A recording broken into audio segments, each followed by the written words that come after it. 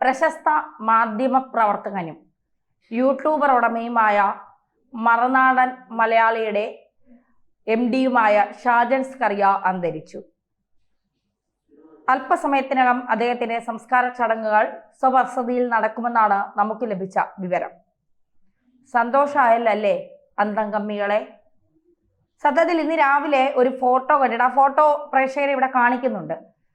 ആ ഫോട്ടോ കണ്ടിട്ട് ഞാൻ അങ്ങ് അന്താളിച്ചു പോയി. കാരണം ഇന്നലെ വരെ മനുഷ്യന്റെ കാര്യമാണ്, ഒന്നും പറയാൻ കഴിയില്ല. ഇപ്പൊ ഇരിക്കുന്ന ആളിനെ പിന്നെ കാണാൻ കഴിയില്ല, അത് ശരിയാണ്.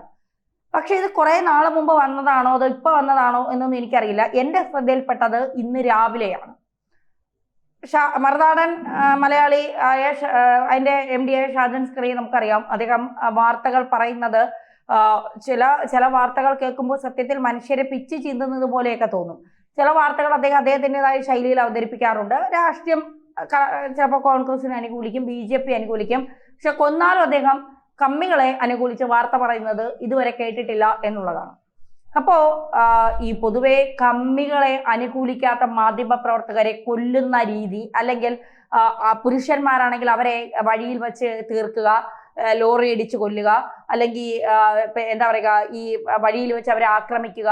ഈ ഷാജൻ സ്കറിയയ്ക്കും അടുത്ത കാലത്ത് അത്തരത്തിലുള്ള ഒരു അനുഭവം ഉണ്ടായല്ലോ. അദ്ദേഹം തൊടുപുഴയിൽ ഒരു വിവാഹ ചടങ്ങുമായി ബന്ധപ്പെട്ട് പോകുന്ന വഴിക്ക് അദ്ദേഹത്തിന്റെ കാറിൽ കൊണ്ട് ഇടിച്ചിട്ട് അദ്ദേഹത്തെ പിടിച്ചിറക്കി വലിയ രീതിയിലുള്ള അതിക്രമങ്ങൾ അദ്ദേഹത്തിന് മേൽ നടത്തി. അദ്ദേഹം ആശുപത്രിയിലൊക്കെ ആയിരുന്നു. എന്നിട്ട് ആ കേസ് എവിടെ പോയി എന്ന് നമുക്കറിയില്ല. ഇപ്പൊ KJ ഷൈൻ ടീച്ചർക്കെതിരെ ഒരു പരാതി വന്നപ്പോൾ അതിവേഗം ഉണർന്ന് പ്രവർത്തിച്ച ഒരു സർക്കാർ പോലീസാണ് നമുക്കുള്ളത്. അതിവേഗമാണ്. എവിടെ നിന്നാണ് ആ പോസ്റ്റ് വന്നത്, ആരാണ് ആ പോസ്റ്റ് ഇട്ടത്, ആ പോസ്റ്റ് ഇട്ടവരെ ഈ വെറുതെ വിടാൻ കഴിയില്ല എന്ന് പറഞ്ഞുകൊണ്ട് പോലീസിന്റെ ഒരു ഊർജ്ജസ്വലമായ ഒരു നീക്കമൊക്കെ നമ്മൾ കണ്ടപ്പോ കേരള പോലീസ് ഇത്ര പെട്ടെന്ന് കേസുകളൊക്കെ തെളിയിച്ചു തുടങ്ങിയോ?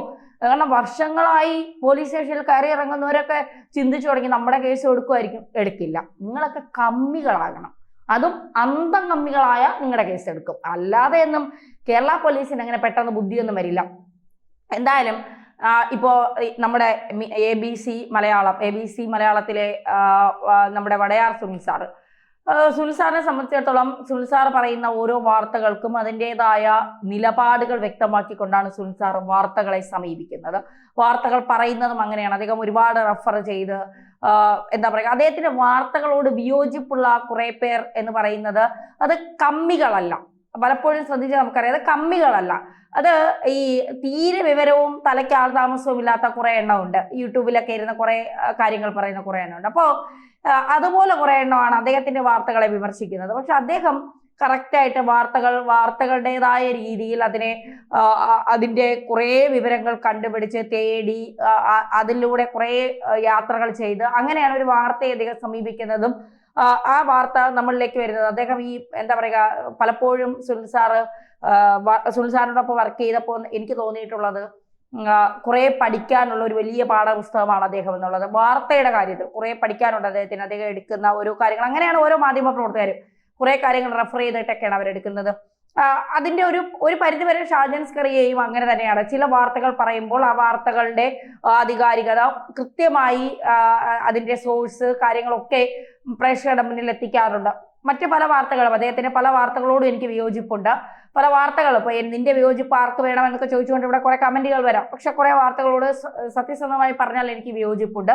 ഞാൻ ഒരിക്കലും അംഗീകരിക്കുന്ന വാർത്തകളുമല്ല അദ്ദേഹം പലതും ചെയ്യുന്നത്. പക്ഷേ ജീവിച്ചിരിക്കുന്ന ഒരു മനുഷ്യനെ കൊന്നുകളയുക എന്നൊക്കെ പറയുന്നത്, അന്തരിച്ചു എന്ന് പറഞ്ഞ ഒരു ഫോട്ടോയൊക്കെ വെച്ച് അദ്ദേഹത്തിന്റെ പിന്നെ എന്താ പറയുക, അദ്ദേഹത്തിന്റെ ഈ തലയുടെ ഭാഗത്തൂടെ അന്തരിച്ചു, സത്യത്തിന്റെ ശബ്ദം സത്യത്തിന്റെ അവസാന വാക്ക് അസ്തമിച്ചു, എന്നിട്ട് അദ്ദേഹത്തിന്റെ ഫോട്ടോ വെച്ചിട്ട് അന്തരിച്ചു ശബ്ദം ഷാജൻ സ്കറിയ എന്ന് പറഞ്ഞിട്ട് ശബ്ദത്തിന്റെ അടിച്ചമർത്തപ്പ എന്നാണ് ഈ ഇട്ടിരിക്കുന്ന ആളിന്റെ പേര്. ശബ്ദത്തിന്റെ അടിച്ചമർത്തപ്പ എന്നാണ് അദ്ദേഹത്തിന്റെ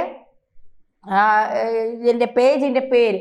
അപ്പോ ഇത്തരത്തിൽ മാധ്യമ പ്രവർത്തകരെ അധിക്ഷേപിക്കുന്ന അന്തം കമ്മികളല്ലാത്ത മാധ്യമ പ്രവർത്തകരെ മാപ്രകൾ എന്ന് വിളിക്കുന്ന കുറെ ആളുകൾ നമുക്കിടയിലുണ്ട്. വെടികൾ, ചരക്കുകൾ, ഇവള് പോക്ക് കേസാണ്.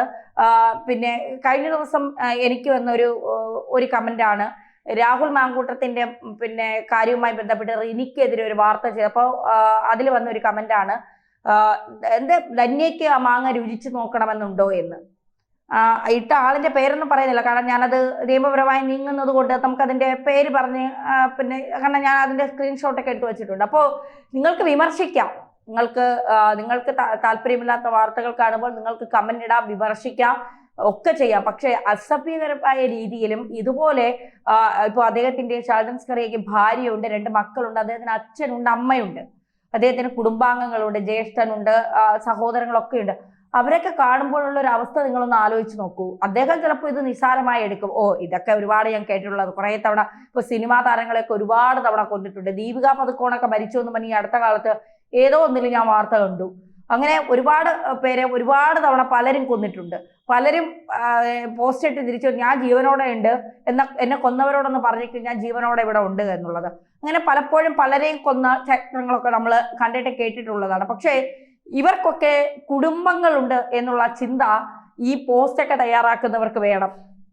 അതായത് ഇവർക്ക് വീടുണ്ട്, ഇവർക്ക് ഇതൊക്കെ കണ്ടാൽ മനസ്സ് വിങ്ങുന്ന അച്ഛനമ്മ ഒന്ന് ആലോചിച്ച് നോക്കി. ഇത്തരം പോസ്റ്റുകൾ, ഒരു മകൻ മരിച്ചു എന്ന് പറഞ്ഞ് ഒരു പോസ്റ്റ് ഒരു അച്ഛനും അമ്മയും കാണുമ്പോൾ ഉണ്ടാകുന്ന അവരുടെ ഒരു വേദന, അവർക്ക് അദ്ദേഹം ചെയ്യുന്ന തൊഴിലിനെ കുറിച്ച് ഒരു പക്ഷെ അറിയില്ല. മാധ്യമപ്രവർത്തനം എന്നറിയാമായിരിക്കാം, അദ്ദേഹം അതിലെന്താണ് ചെയ്യുന്നത്, അദ്ദേഹത്തിന്റെ രാഷ്ട്രീയം എന്താണ്, അദ്ദേഹം ആരെയാണ് വിമർശിക്കുന്നത്. തന്റെ മകൻ ഒരു മാധ്യമപ്രവർത്തനാണ് എന്ന് മാത്രമേ അദ്ദേഹത്തിന് അറിയാൻ കഴിയൂ. അപ്പോ അതിനപ്പുറം ആ അച്ഛനമ്മയും ചെയ്ത തെറ്റെന്താണ്? നമ്മളെ വീട്ടിലിരിക്കുന്ന അച്ഛനമ്മമാരെ പറയച്ചിൽ, നമ്മുടെ വീട്ടിലിരിക്കുന്ന ആളുകളെ എന്തൊക്കെ മോശമാണ് നമ്മുടെ വീട്ടിലിരിക്കുന്നവരെയും പിന്നെ നമ്മുടെ ബന്ധുക്കളെയും അച്ഛനമ്മയും റിലേറ്റീവ്സിനും ഒക്കെ പറയുന്നത്. അപ്പോ ഇത്തരത്തിൽ മോശമായ കമന്റുകൾ ഇടുന്നവരോട് സത്യത്തിൽ മറുപടി, നിങ്ങൾ ഇതൊക്കെ ഇട്ട് കഴിഞ്ഞിട്ട് ചെന്ന് നോക്കുന്നത് നിങ്ങളുടെ വീട്ടിലേക്കാണ്. അതൊന്ന് ആലോചിച്ച് നോക്കുക. നിങ്ങൾക്ക് ആരെയും വിമർശിക്കാനുള്ള അധികാരവും അവകാശവും ഇല്ല. കാരണം നിങ്ങൾ പെർഫെക്റ്റ് അല്ല, നിങ്ങൾ 100% ശരിയാണോ? എന്നിട്ടാണ് നിങ്ങൾ മറ്റുള്ളവരെ വിമർശിക്കാൻ. ഈ ഓരോ റിയാക്ഷൻ വീഡിയോ ഇടുന്ന ഓരോരുത്തന്മാരെ ഞാൻ കണ്ടിട്ടുണ്ട്. അവന്മാരിരുന്ന് ഓരോ വീഡിയോ എടുത്തിട്ട് ഓരോരുത്തരെ, ഇപ്പൊ രേണു സുധിയൊക്കെ സ്ഥിരം വിമർശിക്കുന്ന ഒരുത്തനുണ്ട്, അവന്റെ പേര് ഞാൻ മറന്നുപോയി. അയാൾ ഇരുന്നിട്ട് സ്ഥിര രേണു സുധിയെ വിമർശിക്കലാണ്. രേണു സുധി അവിടെ പോകുന്നത് തെറ്റി, ഇവിടെ പോകുന്നത് തെറ്റി. രേണു സുധി മരിച്ചപ്പോൾ വെള്ള സാരി കൊടുത്ത് വീട്ടിനകത്ത് കരഞ്ഞിരുന്നില്ല. ഇതാണ് രേണു സുധിക്കെതിരെ വന്ന പ്രശ്നം. രേണു സുധി കരഞ്ഞ് പിന്നെ ജീവിക്കാനും വകയില്ലാതെ, പിള്ളേർക്ക് ആഹാരം കൊടുക്കാനും വകയില്ലാതെ പട്ടിണി കിടന്ന് ആത്മഹത്യ ചെയ്തിരുന്നെങ്കിൽ കുഴപ്പമില്ലായിരുന്നു. രേണു സുധി അവരുടെ ജീവിതം, മരിച്ചവരെ ഓർത്ത് കരഞ്ഞുകൊണ്ടിരുന്ന ജീവിതം മുന്നോട്ട് പോയില്ലെന്ന് മനസ്സിലായിക്കൊണ്ട് അവരവരുടെ തൊഴിൽ ചെയ്യാൻ ഇറങ്ങി. അവർക്ക് ഇഷ്ടപ്പെട്ട തൊഴിൽ അവർ ചെയ്യുന്നു. അത് അഭിനയം അവർക്ക് കഴിവുണ്ടോ ഇല്ലേ എന്ന് തീരുമാനിക്കേണ്ടത് അവരെ വിളിക്കുന്ന ആളുകളാണ്, അത് നാട്ടുകാരല്ല. അയാൾ ഇരുന്നു കൊണ്ട് ഡെയിലി രേണു സുധിയെ, പിന്നെ ലോകത്തുള്ള എല്ലാവരെയും റിയാക്ഷൻ ചെയ്യലാണ് ഇയാളുടെ ജോലി എന്ന് പറയുന്നത്. ഇയാൾക്ക് അതിനുള്ള എന്ത് യോഗ്യത ഉണ്ടെന്ന് ഇയാൾ വല്ലപ്പോഴും കണ്ണാടിയുടെ മുമ്പ് ചെന്ന് നോക്കിയാൽ നന്നായിരിക്കും. ഇയാൾക്ക് അതിനുള്ള യോഗ്യത ഉണ്ടെന്ന്. അപ്പോ ഇത്തരത്തിൽ കമന്റുകൾ ഇടുന്ന, ഇത്തരത്തിൽ എന്താ പറയുക, മരണപ്പെട്ടു അത് ഇതെന്നൊക്കെ പറഞ്ഞ് ഇടുന്നവരുടെ ഒരു മാനസികാവസ്ഥ, കഴിവതും നിങ്ങൾക്ക് മാനസികമായ എന്തോ പ്രശ്നമുണ്ട്, പറ്റുമെങ്കിൽ ഒരു സൈക്കോളജിസ്റ്റിനെ കാണിക്കൂ. അതാണ് ഏറ്റവും നല്ലത്.